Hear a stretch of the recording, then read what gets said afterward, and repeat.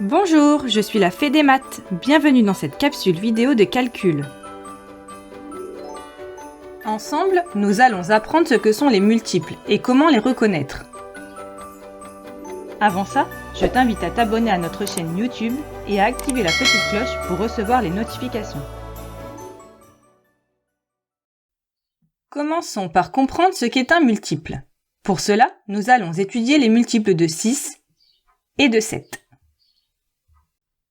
Voyons d'abord les multiples de 6. Ce sont les nombres qui se trouvent dans la table de 6.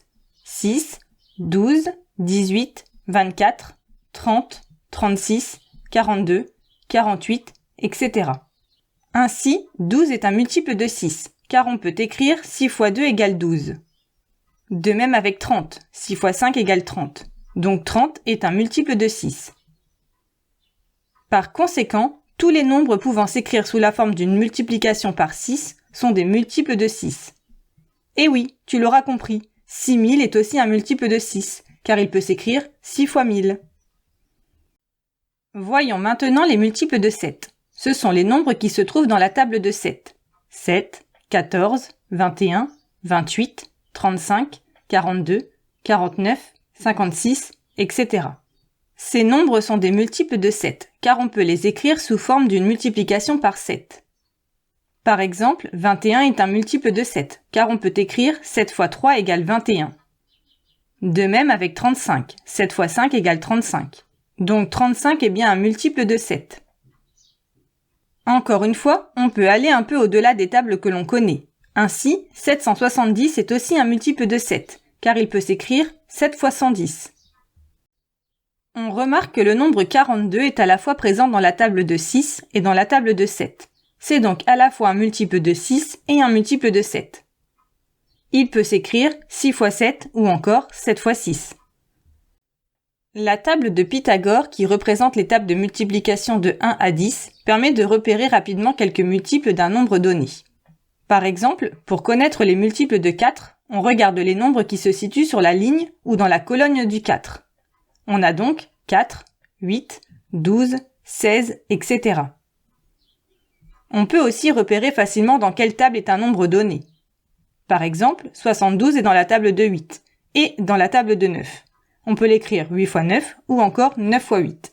C'est donc à la fois un multiple de 8 et un multiple de 9. Voyons maintenant quelques astuces pour reconnaître facilement un multiple de 2, 3, 5, 9, 10, 25 et enfin 50. Pour reconnaître les multiples de 2, de 5 et de 10, on va regarder le chiffre par lequel ils se terminent. Tous les multiples de 2 sont des nombres pairs. Ils se terminent par 0, 2, 4, 6 ou 8. Tous les multiples de 5 se terminent par 0 ou 5. Tous les multiples de 10 se terminent par 0. Pour les multiples de 25 et de 50, on va cette fois-ci prêter attention aux deux derniers chiffres. Pour la table de 25, on compte de 25 en 25. Les premiers multiples de 25 sont donc 25, 50, 75, 100, 125, 150, 175, 200, etc. Tous les multiples de 25 se terminent par 00, 25, 50 ou 75. Pour la table de 50, on compte de 50 en 50. Les premiers multiples de 50 sont donc 50, 100, 150, 200, 250, 300, etc. Tous les multiples de 50 se terminent par 00 ou par 50. Enfin, pour les multiples de 3 et de 9, on ne s'attardera pas sur le ou les chiffres à la fin de leurs multiples, mais sur tous les chiffres qui les composent. Ainsi, tous les multiples de 3 ont une particularité. Si on additionne tous les chiffres qui composent un multiple de 3, on finit par obtenir 3, 6 ou 9. Par exemple, 348 est un multiple de 3, car 3 plus 4 plus 8 égale 15. Et on recommence l'opération avec 15. 1 plus 5 égale 6. 348 peut d'ailleurs s'écrire 3 fois 116. Pour reconnaître les multiples de 9, on utilise la même technique, mais on finit par obtenir 9.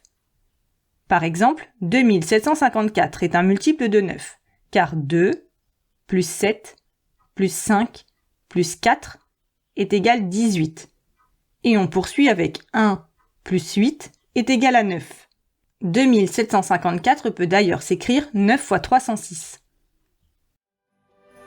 Et voilà, tu sais ce qu'est un multiple et comment le reconnaître.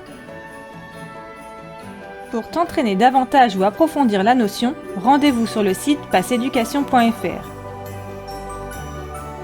Tu y trouveras des fiches d'exercices, des évaluations, la leçon et bien plus encore. À bientôt!